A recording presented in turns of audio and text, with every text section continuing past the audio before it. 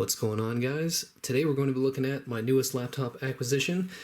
I got this off Craigslist a few hours ago. This is a Dell Latitude D620. Now, I have never actually owned one of these before, even though it seems like everybody and their mother has. Apparently, I'm the only one in my entire friend group that hasn't owned one of these D620s yet, and that's kind of surprising given, the sheer number of Dells and computers in general that I've had. Anyways, I've only had the smaller brother of it, the Latitude D420. Now, I had one of those back in 2011, and I also had a couple of D430s in 2018, so a couple of years ago, but never had a D620 until now. I really like these, though, because I think, besides the Dell Latitude E7240 over there, the E6420, and the older D600s, which I will show you in a second, I think this is one of the best generations of Latitude that there is. Now, the models that superseded this would, of course, have been the Latitude D610, which looks very similar to, this is a D600, but it looks very similar to these models. And then the model that came right after it would be the Latitude E6400. This is a blue one, which is nice, but these superseded this model in 2008. But these came out in 2006, and they were the first widescreen Latitude. Of course, the ones before it were 5x4, and these are 16x10. So first widescreen Latitude, they banked on that, and of course, Dell was right, because now every single laptop in existence is widescreen. So yeah, anyways, these things I just think are really solid because the build was noticeably improved from the previous D610s. And I think that even, again, even though I like these E6400s and I think they're built, decently, I think these are just a little bit more solid overall.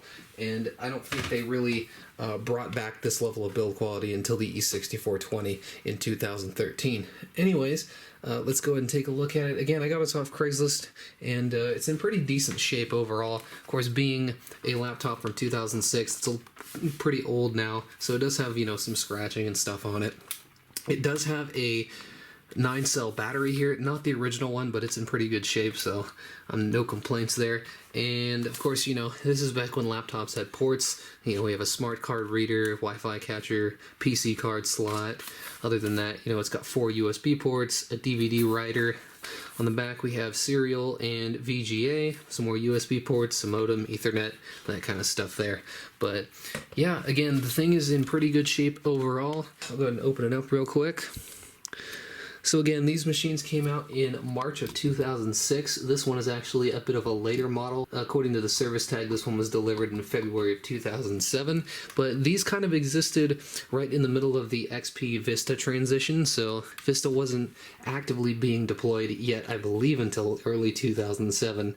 And this one actually has a design for Windows XP sticker on it, so they must have specified XP when they originally had it. But again, pretty standard looking business class notebook for the time. I think this is a pretty timeless design, and of course, again, these are made of magnesium, so they're really solid. I'll go ahead and boot it up real quick. Well, it's not going to be that quick, but anyways, as for hardware, this has a 1.66 gigahertz Intel Core Duo. Now, interestingly with the Core Duo is they're actually the Core Duo, not the Core 2 Duos, they are actually way more similar to the previous Pentium M processors, which in and of themselves were based on the Pentium 3s, than the rest of the Core 2 lineup, which was based on, I believe, according to Wikipedia, the older Pentium Pro architecture from the late 90s, at a very basic level, of course. And so, yeah, you can think of this Core Duo as 2 Pentium M's put together. I believe that's almost exactly what it is. And then, of course, like I said, the Pentium M itself was based on the Pentium 3's P6 architecture. So, anyways, just a little bit of tidbit information there. This one actually does have 4 gigs of RAM in it, which is nice. Of course, again, the Core Duo is a 32-bit only processor, so something like 3.3 gigabytes is available to the operating system, again, because it also has the GMA 950 integrated graphics, so that steals, I believe, 250 megabytes of system memory also. But again, it does have that. It has an 80 gigabyte SATA hard drive. This one actually does have quite a bit of hours on it, but there's no uncorrectable sectors or anything like that, so it's in pretty good shape. And of course, like I said, the condition of this thing is actually pretty good overall. I kind of suspect that this keyboard was replaced at some point because first of all, there's very little wear on it. Well, that took a while. And it also has the Windows Vista start button, which I don't know if that would match with the XP sticker there, but these were sold with Vista Business also, so maybe they just use that one keyboard for all the models. This battery, like I said, is actually in really good shape. It has 100% capacity, pretty much no wear whatsoever, but it's an aftermarket battery. But honestly, I would take that over the worn out, 15-year-old Dell one. So I'll go ahead and zoom in on the screen here. We'll take a look at some software stuff.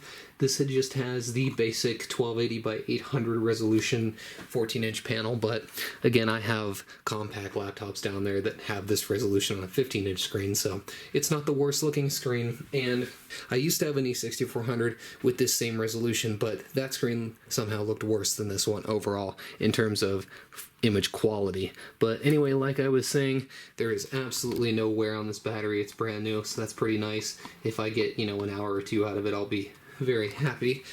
Again, like I said, it's running Windows 7 Professional 32-bit. I was actually considering putting XP on this just because that's what it was designed for, but I already have more than enough XP machines, mostly a couple years older than this, but like I said, you can see that 3.2 gigs is available there. Again, I haven't reformatted it or anything since I bought it from the guy. It was already pretty clean. I just installed some programs you might be able to see to the left there, but other than that, it's still pretty decent. I don't think, I don't know if I could use this as an actual laptop these days just because I'm spoiled by our newer hardware these days, but as far as like a usable laptop, I always like to say that this laptop is 13, 14 years old.